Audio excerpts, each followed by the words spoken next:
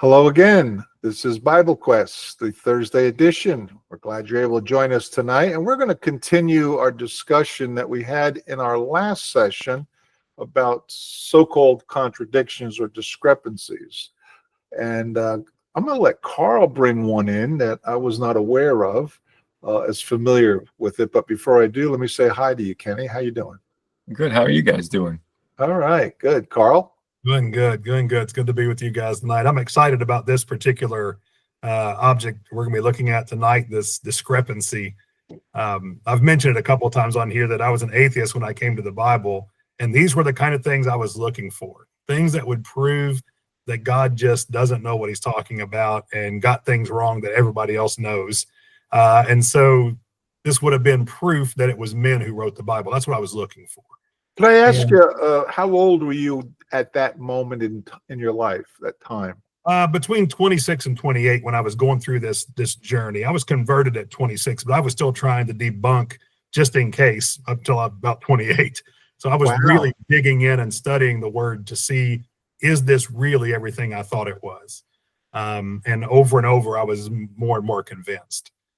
Would you say that would be a primary, one of the primary reasons that atheists or skeptics would use to try to discredit the Bible? I don't know what else they could do. It's been around for thousands of years, but would you say that's a very key issue, that there's errors in the book? Well, absolutely. If you can find one error in the Bible, then it's not infallible and it's not from God. It's got a human source. And so that's what I was looking for. And I found lots of these contradictions, or so-called contradictions we'll be talking about. But in the process of doing that, what I was doing was I was actually reading it. And so I've made it my passion to share the Bible with people who will let me read it with them, because it's the power of this word that'll convince you, wait a second, this is not from men.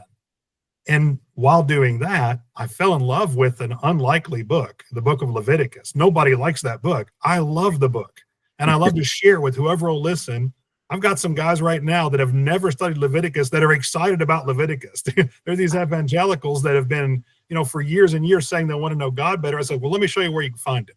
And so we're going through Leviticus, and they're excited. It's hard to believe, but really not if you know Leviticus. But that brings us to the part of a chapter I want to look at tonight.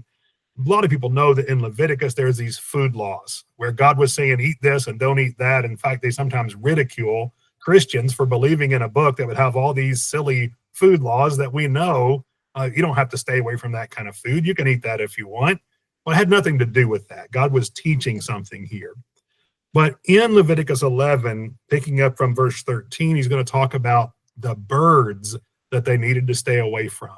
Hold on, let me bring that up. I appreciate that. Okay, let me bring that scripture up, because I want to make sure we're really, I want the audience to know we're reading it right from the word. What translation? I'm going to be using the ESV. Is that the translation? Yeah, that's what I've got here in my hands tonight too, so we'll do that. All right, so let's get that scripture up, and then you could read it. Yeah, you want to put it on the screen, then I'll read it from my Bible here in my hands, and so we'll see the same translation. But I have to take my glasses off to read. All right, so he's giving them the food laws, and he gets to a category of the food laws that deals with birds. And so he says, Leviticus 11:13, and these you shall detest among the birds. They shall not be eaten. They are detestable. The eagle, the bearded vulture, the black vulture, the kite, the falcon of any kind, every raven of any kind, the ostrich, the nighthawk, the seagull, the hawk of any kind, the little owl, the cormorant, the short-eared owl, the barn owl, the tawny owl, the carrion vulture, the stork, the heron of any kind, the hoopoe, and the bat. And that, the first time I saw that, all my red flags went up. What? Why? Why would your red flags go up over the fact that if you ask anybody, I mean, I can go down the street and ask people, is a bat a bird? Unless they're like 4 years old, they're going to say no. Most will say, we know a bat's a mammal. Why are you asking me if it's a bird? And I'll say, the Bible says the bat's a bird. So if I were trying to gloss this over, I would just say, which I do believe, but this is not how I would argue this now. I would say, if God says the bat's a bird, the bat's a bird. He knows better than I do. And so in this text, though, God calls the bat a bird.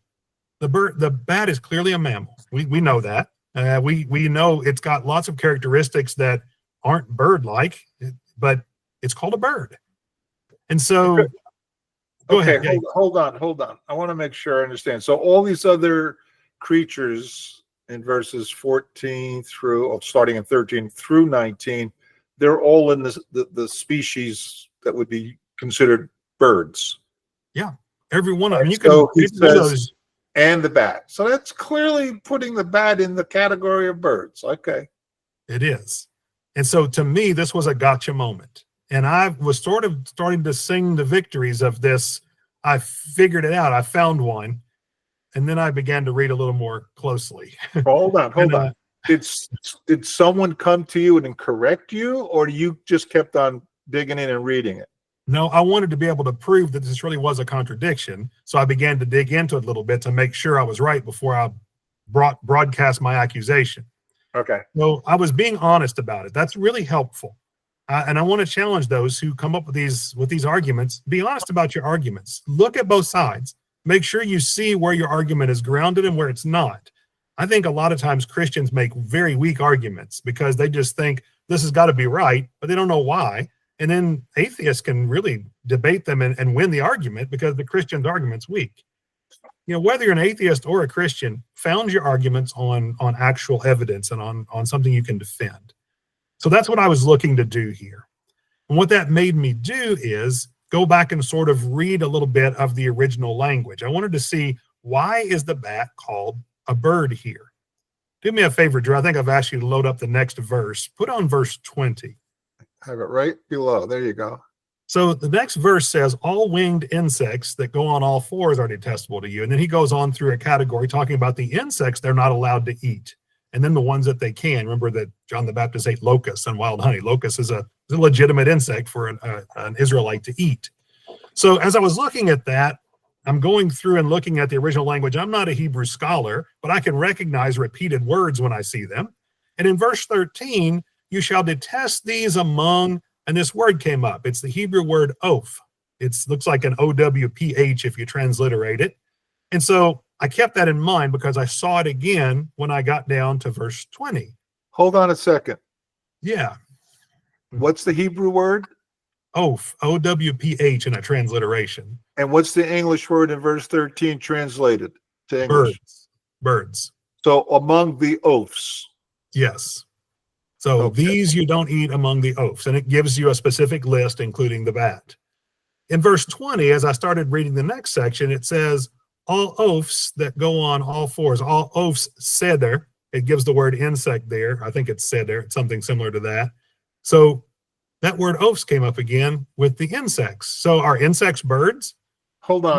No. The same Hebrew word that's translated in English as birds, you're saying in verse 20, that word insects. Actually, it's the word winged there, winged insects. So, Oh, okay. so this is a word that is generically used in Hebrew to describe something that flies. Do bats fly? Well, yes, they do. Oh, I see your Do point. birds fly? Yes, they do. Do insects fly? Yes, they do. In fact, in Leviticus, this whole category is not a category of birds. It's a category of flying creatures. It starts in verse 13 and actually ends in verse 28. And it talks about birds, the bat in the middle, and then the insects. So there are actually three different categories of things that fly. But the bat is connected to the birds as being a winged creature, and then the insects are connected to both of those as also being winged creatures. So it's a generic category, not a specific category. That's an easy reconciliation of that term. And when I saw that, I realized, I really don't have an argument. I began to read a little bit more about this word oaf just for myself, just to understand better. And because of the generic nature of this word, most of the Semitic and Arab peoples to this day still consider a bat to be a bird. They have it in the same category because that's what that word means. It means a winged creature. That flies. So, yes. So the translation here of the word birds, that's legitimate. A better translation would just be, you shall detest these among the flying creatures. And then it would have the birds, the bat, and then continuing among the flying creatures that are insects, you'll detest these. That's a more honest translation. So translators, though, are tasked with making it readable. They just made this word birds. It makes sense. But if you read it cursory and you don't really dig in and you see that a bat is a bird, you think God doesn't know what he's talking about.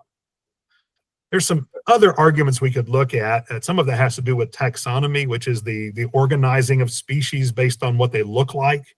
They've had to rearrange the taxonomical charts a bunch of times over the centuries as they've tried to categorize animals together. A lot of animals look similar, but really don't have the same nature.